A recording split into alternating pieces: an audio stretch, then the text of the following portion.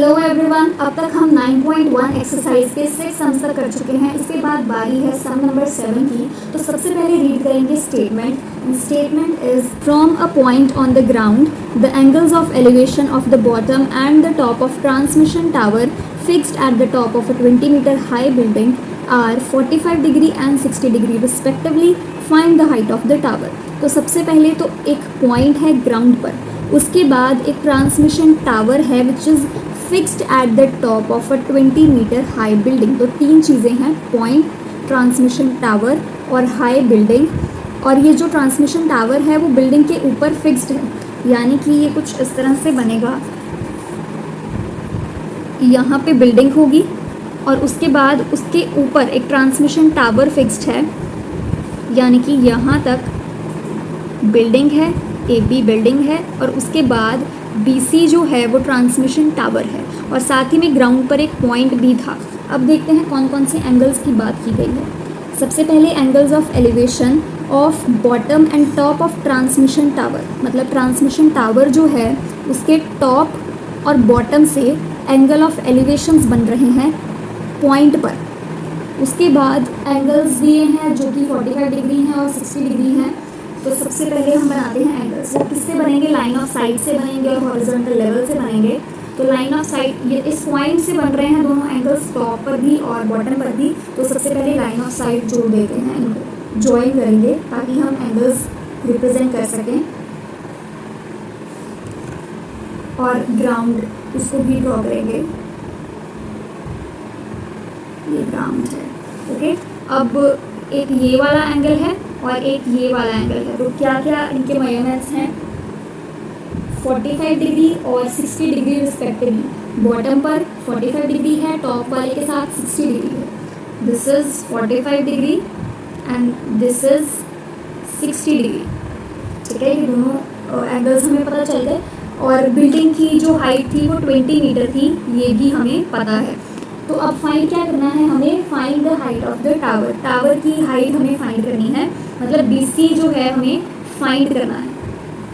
ठीक है, अब लिखते हैं टू फाइंड क्या है और गिवन क्या है। तो गिवन इज बिल्डिंग की हाइट यानी कि AB विच इज 20 मीटर्स और दो एंगल्स गिवन है। सबसे पहले इसको D दे देते हैं नाम, BDA।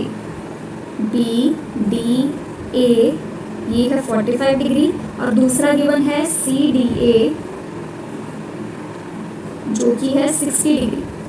अब हमें फाइंड क्या करना है? To find BC। और इसमें हम फाइंड करते हैं ट्राइंगल्स के द्वारा। तो दो ट्राइंगल्स हैं BDA और CDA।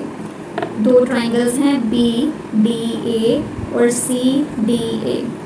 ठीक है, अब हमें फाइंड करना है BC जो कि CDA ट्राइंगल का हिस्सा है। लेकिन CDA में ये परपेंडिकुलर है, थीटा के सामने वाला परपेंडिकुलर है, पूरा CA पूरा परपेंडिकुलर है, लेकिन हमें सिर्फ CB चाहिए।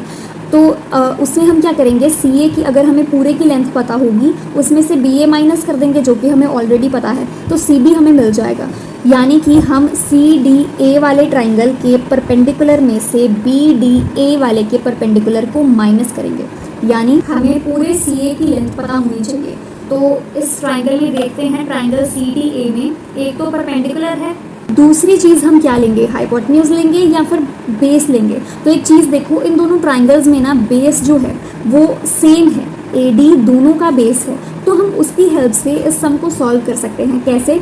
मैं सबसे पहले BDA वाले ट्राइंगल में से AD की जो वैल्यू है वो निकालूंगी और फिर CDA वाले ट्राइंगल में से AD की जो वैल्यू है वो निकालूंगी। दोनों को आमने सामने रख देंगे क्योंकि वो इक्वल होंगे तो AD की ही वैल्यू, और इसलिए वो दोनों इक्वल होंगे, दोनों को सामने रख देंगे, उसमें से मुझे CB मिल सकता है। तो मैं सबसे पहले दोनों में से AD यानी बेस की वैल्यू को निकालने की कोशिश करती हूँ। सबसे पहले BDA ट्राइंगल में शुरू करते हैं। परपेंडिकुलर मैं यूज़ कर रही हूँ और बेस यूज़ कर रही हूँ। तो पंडित बद्री प्रसाद हर हर बोले, सोना चांदी तोले। इसमें परपेंडिकुलर और बेस इज यहाँ पे tan 45 डिग्री इक्वल्स परपेंडिकुलर यानी कि BA, AB लिख सकते हैं और बेस इज AD। अब tan 45 degree is 1 A B की लेंथ जो है वो है 20 और ए डी जो है वो हमें नहीं पता, हमें फाइंड करना है। ए डी यहाँ पे आ जाएगा इक्वल्स 20 मीटर्स, यानी कि ए डी की वैल्यू है 20 मीटर्स। अब हमें सी डी ए में परपेंडिकुलर और बेस को यूज़ करना है, तो अगेन टैन आएगा यहाँ पे 60 डिग्री हो जाएगा। लेकिन अब परपेंडिकुलर है यहाँ पे ए सी और बेस है ए डी। टैन 60 डिग्री क्या होता है, √3। ए सी की वैल्यू हमें नहीं पता, लेकिन ए सी क्या है 20 प्लस बी सी, क्योंकि ए बी 20 है ना, उसका जो हिस्सा है एक। ए सी को हम लिख सकते हैं A B plus B C, यानी कि 20 प्लस बी सी। और ए डी की जो वैल्यू है वो है हमारे पास 20 मीटर्स, ये हमने अभी फाइंड की थी। A D is 20। अब हम क्या करेंगे, क्रॉस मल्टीप्लाई करेंगे। 20 into √3 is 20, √3 equals 20 plus B C. अब 20 को यहाँ माइनस कर सकते हैं, 20 √3 minus 20 equals B C. 20 common आ जाएगा, √3 माइनस 1 इक्वल्स बी सी। इसको ऐसे भी लिख सकते हैं, या फिर एक और चीज़ कर सकते हैं, वो क्या है, √3 की वैल्यू लिख सकते हैं। यहाँ पर 20 √3 होता है 1.73 approximately, minus 1 metres equals B C. 20 0.73 हो जाएगा, कितना आ जाएगा ये, 2 3 ज़ा 6, 2 7 ज़ा 14, 0.2 डिजिट्स छोड़ करके लगा देंगे तो 14.6 मीटर्स बन जाएगा अप्रॉक्सीमेटली। आप ये आंसर भी लिख सकते हो और ये वाला आंसर भी लिख सकते हो। रूट की वैल्यू ना लिखकर आप ये भी चीज़ कर सकते हो। दोनों चीज़ें ठीक है, आपके मार्क्स डिडक्ट नहीं होंगे, दोनों चीज़ें ठीक है। ठीक है,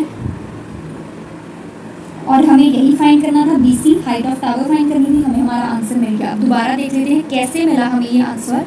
हमने दो ट्राइंगल्स यूज़ करने थे, हमारे पास दो ट्राइंगल्स थे। पॉइंट जिसमें था, एक बिल्डिंग थी, एक ट्रांसमिशन टावर था जो बिल्डिंग के ऊपर ही फिक्स था। अब एक चीज़ हमने नोटिस की कि इसमें जो बेस है दोनों ट्राइंगल्स में वो सेम है, ए D is the base in both of the triangles. तो हमने क्या किया, सबसे पहले जिसका परपेंडिकुलर हमारे पास था, यानी कि 20 मीटर्स ए बी की वैल्यू हमारे पास थी, वो वाला ट्राइंगल हमने पहले यूज़ किया। उसमें tan 45 था तो 1 आ गया उसकी वैल्यू। उससे क्या हुआ, हमें ए डी सीधा सीधा 20 मीटर के इक्वल ही मिल गया। अब ए डी की वैल्यू मिल गई तो दूसरे ट्राइंगल में हमने परपेंडिकुलर ओवर बेस लगाया, tan 60 के इक्वल आया। अब बेस की वैल्यू थी हमारे पास, हमने ए सी की जगह क्या लिखा, सी बी प्लस 20। तो इससे कैलकुलेशन करके हमारे पास सी बी आ गया। हमें डायग्राम से एक बहुत बड़ा हिंट मिलता है। यहाँ पर हमें क्या हिंट मिला कि बेस सेम है, तो एक ट्राइंगल में से बेस की वैल्यू निकालो, दूसरे में फिल कर दो, आपको आपका आंसर मिल जाएगा। तो ऐसी छोटी छोटी चीज़ें जो है ना, ऐसे हिंट्स जो हैं हमें डायग्राम से पता चलते हैं। तो डायग्राम बहुत सोच समझ कर बनानी होती है, अच्छे से स्टेटमेंट को रीड करना होता है कि कौन सी चीज़ कहाँ पर दी है। अगर मान लो मैं बिल्डिंग गलत जगह बना देती, ट्रांसमिशन टावर गलत जगह बना देती, तो ये डायग्राम सही नहीं बनता, तो मैं कैसे ही सम सॉल्व करती। मतलब diagram is the most important part of your sum. उससे ही आपको हिंट मिलेगा कि आपको किस टेक्निक के साथ, किस ट्रिक के साथ अपना सम सॉल्व करना है। उसके बाद बाकी तो कैलकुलेशंस ही हैं। तो डायग्राम पर बहुत अच्छे से फोकस करो, हर सम को बार बार उसकी डायग्राम ड्रॉ करके देखो कि क्या आप स्टेटमेंट को समझ करके डायग्राम ड्रॉ कर पा रहे हो। अगर इतना कर पा रहे हो ना, तो आपके मैथ्स की टेंशन बहुत कम है, आपको इतनी टेंशन लेने की ज़रूरत नहीं है, बहुत अच्छा कर रहे हो। ठीक है, बाकी प्रैक्टिस है। तो टेक केयर, ओके बाय।